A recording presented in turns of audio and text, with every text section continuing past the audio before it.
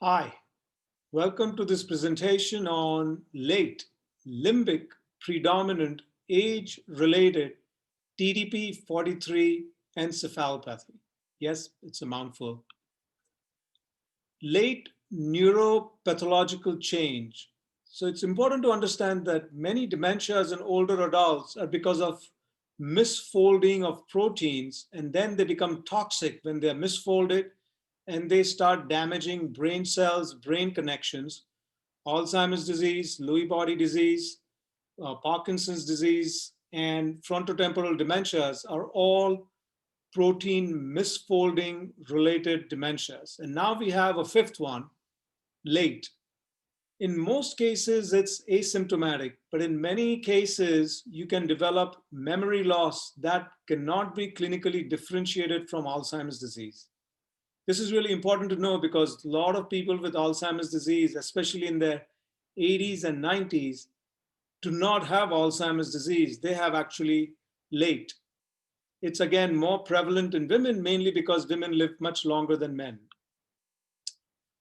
TDP stands for trans-active response DNA binding protein. It's normally present in the nucleus, but in this dementia, late, it is present in the cytoplasm and causes a lot of neuronal damage.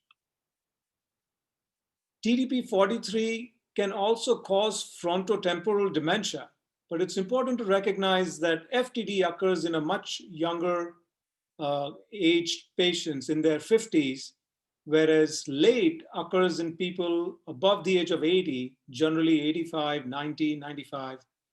Also, late is restricted to amygdala, hippocampus, and middle frontal gyrus, whereas frontotemporal dementia, the brain damage is very diffuse and widespread in the cortex. And again, late is 100 times more prevalent than FTD.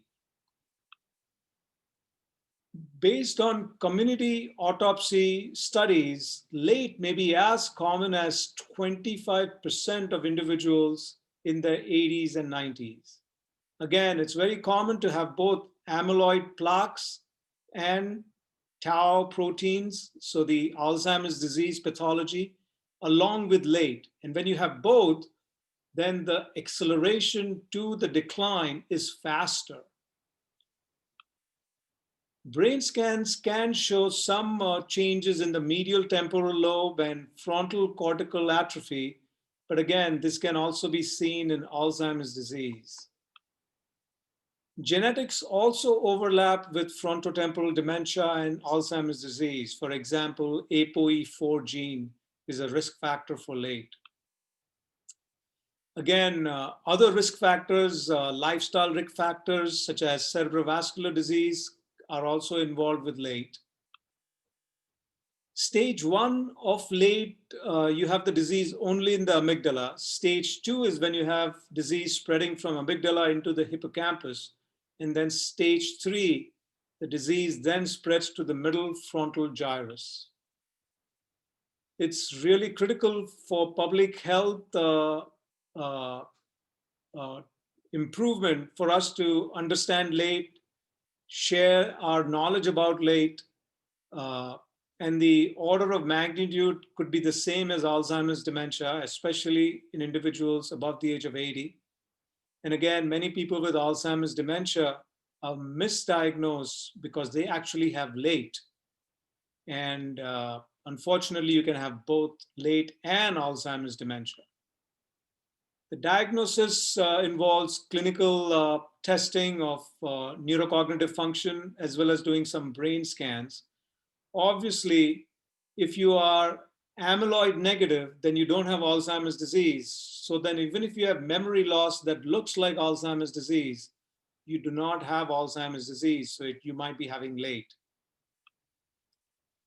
Unfortunately, at this point, there are no biomarkers for late. So I would recommend that you or your loved one consider donating your brain.